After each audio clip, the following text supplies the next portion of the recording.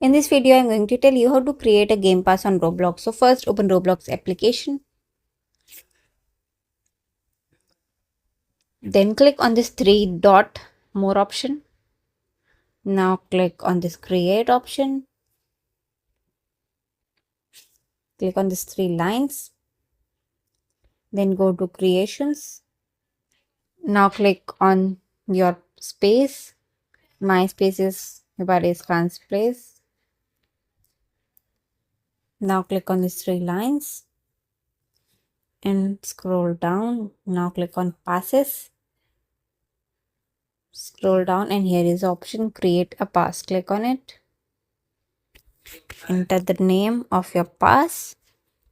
Enter any description.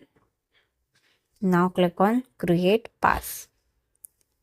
So now you can see the game pass is created. So in this way you can easily create game pass on Roblox. Thanks for watching. Please subscribe.